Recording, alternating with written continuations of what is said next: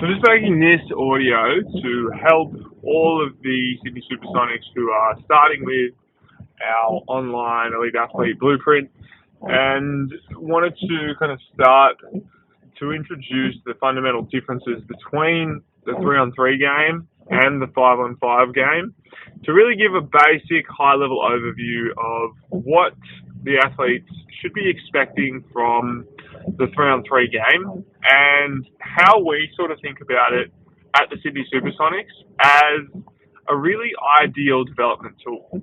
So to set the scene, I think it's really important to talk about how we look at 3-on-3 in relation to the whole picture of basketball. Now, as coaches and as players, each of us owners at the Sydney Supersonics, we realise that 3-on-3 basketball is a part of the ecosystem of basketball as a whole. We don't think it's the only answer. Like, while yes, we enjoy it much more as players, and we like the development and the system that's behind it. To be honest with you, now that I've developed my skill sets as a 3-on-3 player, there are times where I do enjoy playing 5-on-5 more. And I think the advantage that 3-on-3 affords, and this is how I like to think of it as a coach, and some of the other guys might think of it slightly differently, but I think the advantage that it affords is it allows you as a player to simply go out and play based on instinct, based on reaction, and not have to worry about sitting in a structure, sitting in sets. Kind of containing yourself within a box, particularly if you play in Australian rep clubs, you'll know what this is like, but containing yourself within a box that sort of limits the capacity of what you can do by about 80%, because you're not going to be at the edges of what you can do. If you can only shoot 40% from three, you're probably not going to be shooting in a 5-on-5 situation. Whereas in a 3-on-3 context, you got to shoot that ball. You only got 12 seconds. It's got to go up. So I think 3-on-3 really kind of expands your skill set and forces you to apply skills that you wouldn't be comfortable applying in a 5-on-5 context. Basically every single game. And while yes, look, there are some sort of specialists in 3-on-3, and it does require certain skills to be, I guess, highlighted more than others. And if you look at some of the top teams, there are certainly specialists. There are guys like Marco Lemon who only shoot the ball, really. And there are guys like Gilles Martin, who plays on the same team, who really is only out there to sort of dribble and will shoot some occasional shots. But his advantage is that he's so small and quick that he's able to really do some amazing things in that respect. And then there are other guys like your tall centers, who, I guess, like a guy that comes to mind is Mihajlo Vasic for Le Mans and for Serbia. He doesn't really shoot much. He's just out there to be big and set screens. He's not super tall. He's probably only like 6'6", but he is a bit of a specialist in regard to that. But without sort of dragging on too long about the idea of 3-on-3 really allowing you to expand the box of what you're doing, I think it's really important to establish as a player, what can we expect to be different from 3-on-3 to 5-on-5, and how does our mindset have to change as a 3-on-3 player? And how can we as coaches give you the right mindset to come into our 3-on-3 comps and games so that you can get the most out of it? Now, I think for our context, there are probably a number of different 3-on-3 players and a number of different sort of Sydney Supersonics athletes that we're going to be working with. There are going to be some players who are really elite, and chances are if they're into this, then they're at that top level. And they want to use 3-on-3 as a tool to improve their 5-on-5 game. Some of them may choose to go on to the pathways with 3-on-3, which are incredibly exciting, I will say. They've got a national selection for under 13s, 15s, 18s, 23s, and opens. And there's not a lot of people playing in those different national teams for Australia. So there is a lot of opportunity there for some younger athletes to really reach national representation in areas when they might not have really been eligible for a 5-on-5 selection. And so I think that shouldn't be understated in terms of a representative angle. But what we find is that, the best 5-on-5 players, they're going to probably stick with 5-on-5 and be 5-on-5 athletes over the long term.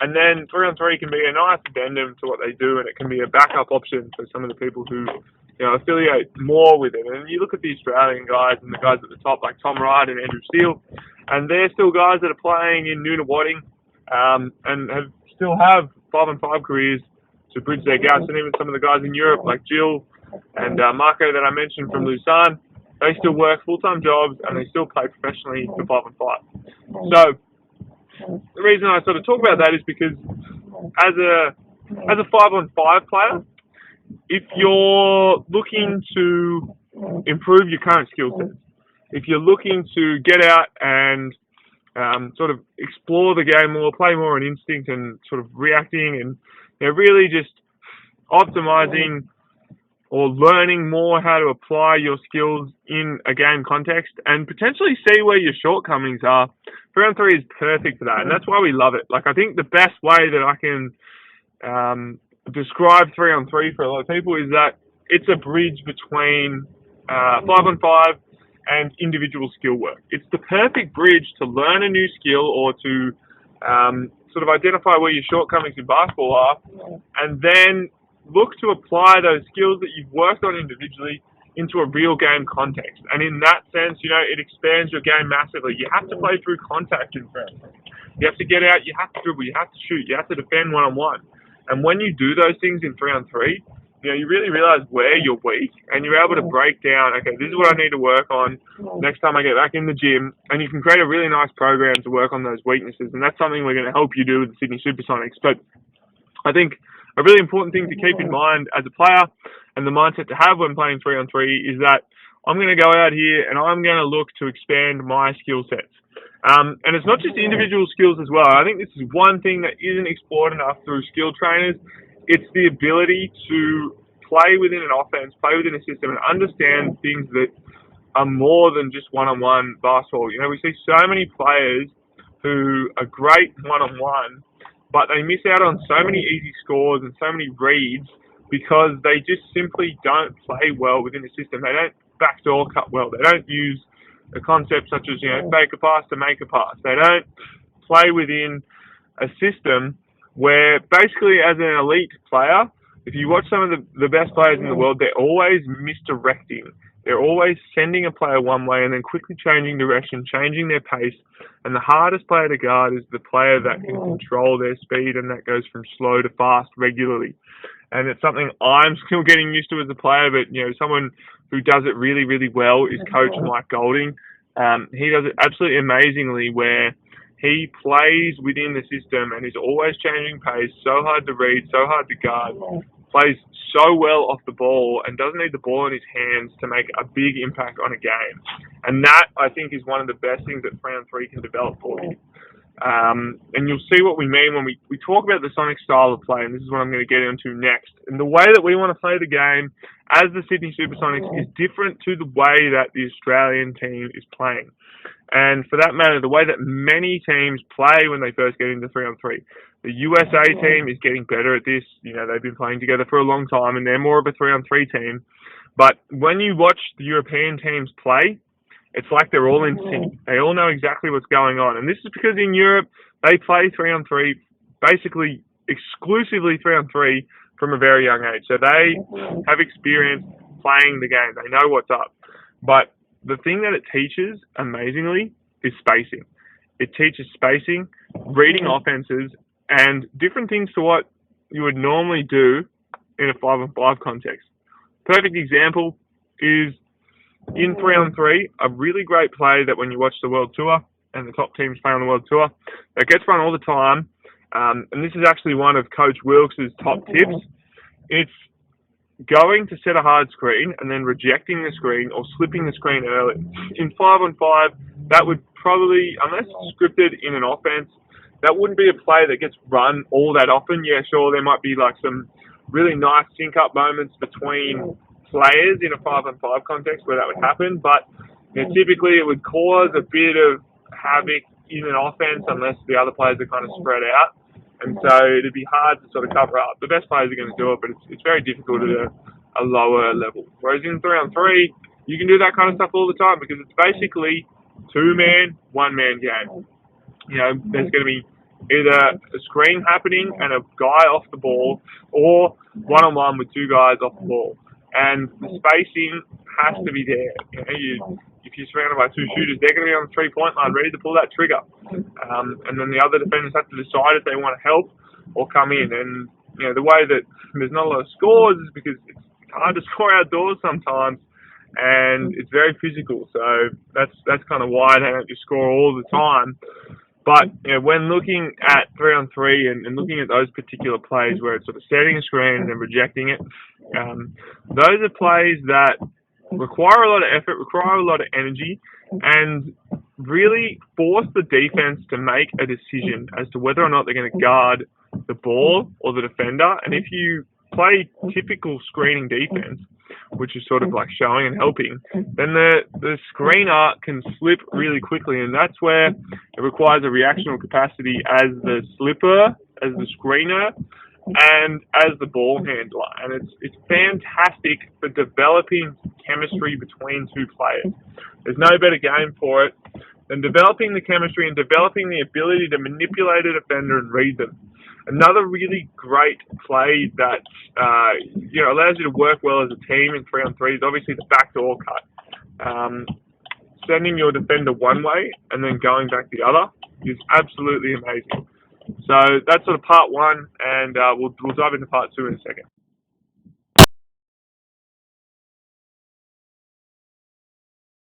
So we had a little pause there, but as I was talking about the backdoor cut, now this is an amazing play that allows you to manipulate your defender, send them one way, and then backdoor cut on them. And it's a great play in 5-on-5 as well. It's the best players will do it.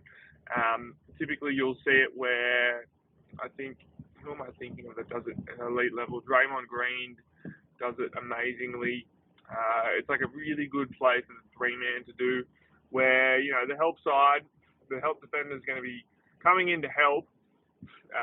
Typically, like they'll be in the middle of the court, and help defender comes across, and as the offensive player, you recognise that, and then you just backdoor cut on them. And 3-on-3, it's still another level because you're essentially backdoor cutting on the guy that's trying to stop you from getting the ball. Where it comes into play most of the time is sort of alright, I'm going to watch my offensive player drive to one side, and that guy's going to be paying attention to him. And then all you need is a split second as the offensive off-ball player doing the backdoor cut to then sort of do a swim move over your defender, swim over them, and then go to the basket. Now, depending on your speed, I'm not great at this because there's the other thing I'll touch on.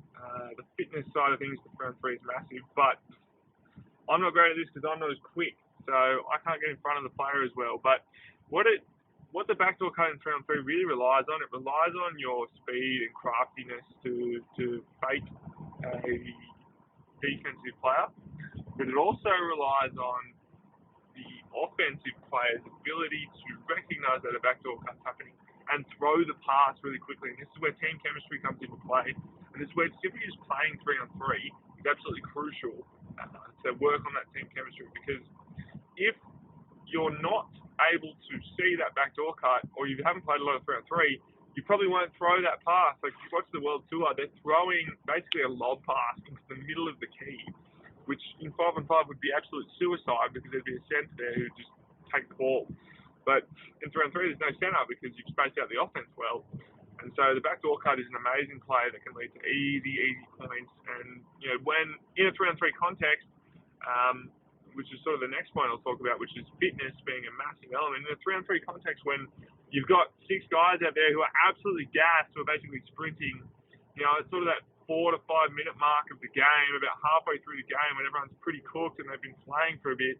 The backdoor cut is a special play. You can rack up sort of like up to 4 points a game on that, which doesn't sound like a lot, but 4 points a game is like that's 20% of the score just on some quick, easy backdoor cuts. And when you watch the best teams like Novi Sards from Serbia, they do that all the time. They're catching guys off guard, quick little backdoor cut, quick hitter, because they got some elite shooters and they're trying to overplay the shooters or trying to overplay the offensive player.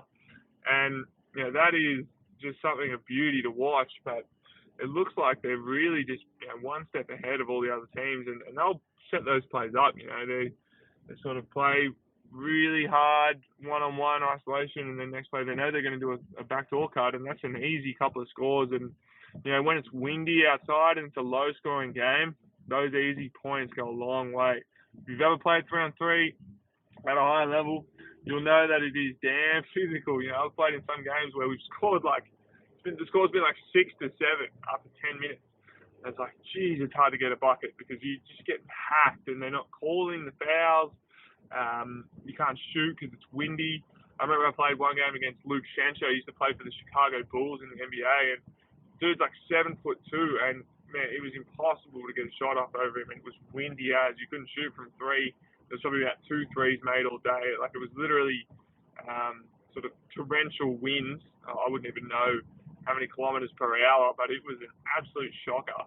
And so, you're out there being like, man, how are we going to score? And no one had really played 3-on-3 a lot at this stage. This was back in sort of 2017. And Luke Shancer was playing with Peter Crawford and a couple other guards, like Tim Keating, and another guy from Newcastle, I think. And they sort of got together as a Townsville team. And it was a tough tournament because it was so windy. And there was some really good talent there. And I guess it was just no one really knew what they were doing because they were used to 5-on-5. So there was a lot of ISO stuff. There was a lot of one-on-one, back downs, trying to isolate. And if one team sort of had been playing with these 3-on-3 principles, and, opening up the floor, really screening and re-screening, and then slipping to the basket and learning how to read and react off those kind of screen and re-screen actions, man, they would have been a lot different. So I will summarize all of this just to give a high-level overview of some of the things I think are really important to keep an eye out for when coming into 3-on-3, and some of the mistakes that I see, because mistakes are also a big thing in the 3-on-3 context. And when you play 3-on-3 to start with guys who don't know how to play together, it can be very frustrating because they're not sharing the ball, they're isolating. A lot of guys think, 3-on-3, you beauty, it's my chance to just isolate. But that's one of the worst ways to play because you don't get your team involved. And isolation in 3-on-3, to be honest, is probably one of the more worst plays to be doing unless you're an elite shooter. An isolation player like Michael Hicks is a guy that comes to mind from Poland. He, at the international level, is able to succeed at doing that. But I think over the long term, it's not a reliable strategy just because it's so much easier to score when you've manipulated the defense and you've set multiple screens and you've engaged people with multiple screening actions. It's really, really hard to guard that kind of action with 3 players. And you watch some of the best teams do that. And the only way that teams will stop multiple screening actions and sort of multiple slips and backdoor cuts is by simply fouling. They'll just foul on purpose because they get beaten, they know they're beaten, and they'll just grab the guy and foul them. And what they try to do is slow down the momentum of the game. And it really comes down to chemistry as a team is the only way that you can drill that stuff in, because we intuitively know about it as players, but it's really hard to do consistently. And you have to all sort of be on the same page about the principles of what you're doing and everything like that. But I think this is the last thing that I'll touch on about the difference between 3-on-3 and 5-on-5.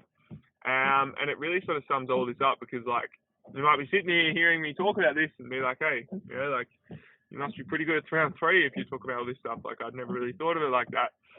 And yes, I've played a bit of 3-on-3, but I think it's one thing to know theoretical concepts that make 3-on-3 or make you play well at 3-on-3. It's another thing to have a team that executes that well together and that all plays well together. And I think one thing that I should actually mention as well with 3-on-3 is that defensive intensity is probably the biggest factor between the best teams and the second best teams. If you don't go out, you don't have the ability to hustle, to box out, to just play with absolute dogged intensity because you can get away with a lot more fouls on defense, then you're probably not going to win at the higher levels. But the other point that I want to mention, really, and it ties into defensive intensity and just general intensity, is the fitness side of things for 3-on-3 is massive. And it's game conditioning, its ability to go out and essentially sprint on the court for 10 minutes straight. you got 4 guys, you can keep subbing and rotating and everything like that, but the fitness and intensity part of round 3 is absolutely massive. And the reason why a lot of players don't do the things that I've talked about, they don't set multiple screens, they don't rescreen, they don't backdoor cut, they don't play ridiculously hard defense. Like, a lot of guys know how to do those things and they know the intuitive position that they should be in, but they've built a habit up over the years of playing 5-on-5 of being sloppy with those things. And so they don't come out on the 3-on-3 floor and do those things to an elite level. And that's the difference between the best players and the not so great players, is their ability to do the things that I just talked about at an elite level. Obviously, they've got skill, they've got amazing sort of skill set, but you look at the best teams in the world, and I'm not none of them would be playing in the NBL. These guys would be playing probably Waratah. For those in other states, Waratah is sort of like our NBL 1. But I think they'd be playing NBL 1, but I don't think they would be the best players in the NBL 1. I think they wouldn't even be the best players in the Waratah League. They probably wouldn't even be the best players in the State League, which is sort of like Div 2 NBL 1. And this is no disrespect to 3-on-3 players, because there are some great players on the international circuit. There's Robbie Hummel, who used to play for the Minnesota Timberwolves. There are some guys who have played professionally. There are most guys have been to college. Dushan Bullet, world number 1. I mean, he was a bit of a stud, for 5-on-5. I think he only played sort of like Div 2 or 3 in Serbia. But, there are some guys who have played a real high level of 5-on-5. NBA doesn't get any better than that, right? But the difference between, and it doesn't mean that you come from the NBA and you're going to succeed in 3-on-3, but the difference between the 3-on-3 guys and the 5-on and the top sort of athletes in 5-on-5 is that 3-on-3 guys know how to play 3-on-3. They know what's up. They've got the tactics down, and this is one thing that's really hard to teach because not a lot of people are talking about it, but they've got the tactics down pat. And I guess the tactics is what we want to teach to the Sydney Supersonics and use it as a tool to develop 3-on-3 athletes, but also develop the best 5-on-5 athletes and teach them things that, like finishing through contact and manipulating defenses and just being confident in their game. And you hear any of the top Aussie players talk about what's the advantage of 3-on-3 for them in their careers, and they're all like, it was the confidence it gave me. Like Beck Cole, Matty Garrick. There's a couple of articles written on, I think it was 3-on-3 Hustle and Basketball Australia, just saying, look, I finished 3-on-3 and came back, and it was just the confidence I had from playing at that really physical elite level of 3-on-3. And so I guess going back to what we were sort of talking about, the fitness and their ability to execute and their ability to do those small things is the thing that differentiates 3-on-3 players. Now, I'm going to do a whole other episode on the defense that's needed for 3-on-3 because, really, look, it's one-on-one defense, it's being able to contain your man. I struggle with it because I'm kind of slow on my feet, but it's something that I'm working on. I've actually kind of been diligently trying to lose a bit of weight to be able to really play that defense at a high level. But the defense and the defensive side of things, in my personal opinion, really comes down to your fitness and your intention, your effort, and your focus. And so, as a 3-on-3 player, you want to be 100% switched on. You want your nervous system optimized. And again, I'm sort of talking in the context of an athlete like me who's been training for 10 years, but for juniors, it's a little bit different. You can probably play a little bit more. There's one thing that we're going to work on to outline sort of the optimal training program for athletes. But as I talk about, I think the optimal training program probably isn't more than playing twice a week. Sure, you can play more than twice a week at times, but for the long haul, I think it's pretty safe to say that twice a week is the optimal frequency of training to allow you to recover, to allow you to sort of reflect on your performance and take a bit of an objective look at it. And that's a framework that we can provide with the Sydney Supersonics as well. But that's something that's really, really crucial. And I guess, sorry for kind of jumping all over the place, but these are all things that will be touched on in other lectures. So as you go through the syllabus that we've got here, you'll really start to see everything that we're talking about in action. But this was just sort of like a fundamental starting point as to what the differences between 5-on-5 and 3-on-3 are and what to expect. And just going back to that point of the fitness, it sort of requires a freshness to come in and recognise that when you're going to play 3 on 3, you're playing hard. You know, if you're playing 5 on 5, unless you're the absolute stud of the team, you're not going to be playing more than 40 minutes a game. Especially in Australia, you know, like the best players in Australia are probably playing like 38 minutes, depending on what league you're playing in. More realistically, like 20 minutes per game at the junior levels. Whereas 3 on 3, you come to one of our tournaments or any tournament for that matter, and you're going to be playing 40 minutes of intense basketball at least every day, if not 50 minutes. And that is sprinting. You know, you are gassed. It is so challenging to play 3 on 3 at a high level. And if you want to be playing at that top level, you've got to be able to do those little intangibles I was talking about. You've got to be able to slip the screens. You've got to be able to play defense one-on-one hard. You've got to be boxing out hard and going after every rebound and being smart about, you know, are you going to go for that rebound? Or, actually, I shouldn't say you should go for every rebound, because you've got to make the decision. Like, are you going to go for that rebound, or are you going to stand out on the three-point line and shoot it? Do you know your role? Do you know how you fit within the team structure? Have you done everything you can to contain that player? Like, are you going to hand check them and push them out a little bit, or move your feet to get in front of them? Are you going to put your body on the line to stop them from scoring because it's more physical? Are you going to re-screen and then re-screen again and then roll, or are you going to ghost that screen? You know, you've got to be constantly reading, constantly looking at what the defense is doing. You're going to backdoor cut. There's so many things that go into it, and when you're gassed, and like I've played a game of 3 on 3 where I was corked up for about a minute. I was playing for 1 minute against Share Maker, for those who know him. I hate to name drop, but yeah, quite a good athlete around my age, and sort of plays in King's development. I was playing against his team at Hills, and like I was absolutely corked after a minute. Like my legs were shot.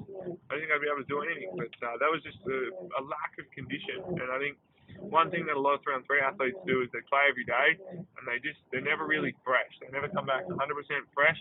They're sort of halfway there, and when they get back into playing, you know, they're just not optimized from a nervous system standpoint to really give it everything, and their performance over the long term suffers. So we'll talk about that later, but I think the fitness aspect and the hustle that's required to play 3 on 3 at the high level definitely cannot go understated, and the impact that has on your 5 on 5 game is just tremendous. You know, I think for an optimal 3 on 3 or for an optimal 5 on 5 player, playing 3 on 3 at least once a week is a really great bridge between their skill work and their 5 on 5 stuff. Perfect for the off season. It's very different.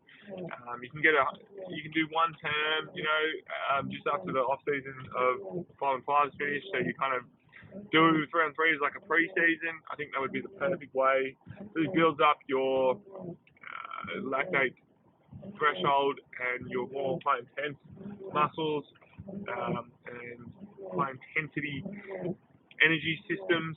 You know, sorry, I'm driving my car, so apologies if that doesn't sound super scientific, but if you would like me to delve into the exact science of the energy systems involved with 3 on 3, then I can, but I think it's a really great way to intensify in the pre-season period and expand your aerobic base so that during the season you can just kind of maintain that base. But yeah, I mean, honestly, there is a difference, and the difference between the two is based on understanding what to expect in the game, understanding how to play within the framework, understanding how it's going to help your 5 on 5 game and what you can get out of it.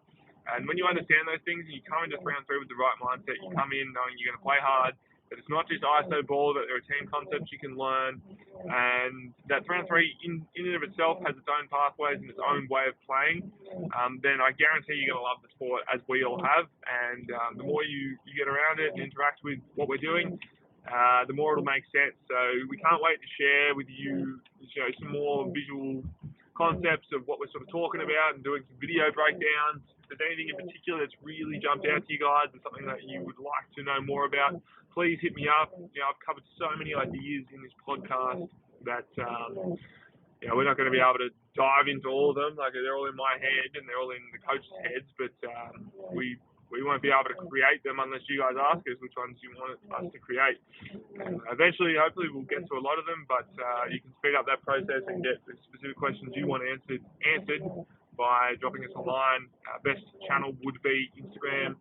Otherwise, you can comment on YouTube. You can comment on this lecture in the course.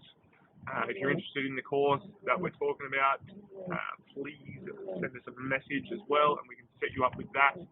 Would love it if you want us to become a Sonics member, and we can also set you up with the course when you're a Sonics member. It's included in the memberships for a limited time only. So super excited with everything that's going ahead, and we want to bring this awesome sport of 3-on-3 to Sydney, because it seems like the biggest problem that we have with basketball in Sydney, that there's not enough places to play, not enough people playing, and so really our aim with the Sonics is to solve that issue. So hope this has sat with you, kind of get an idea of what to expect with the differences between 3-on-3 and 5-on-5. If anything needs a bit of clarification for you, let us know. We'd love to work with you, and we look forward to seeing you on the next episode. Thank you very much, Sonics family, and we will speak soon enough. Cheers, guys.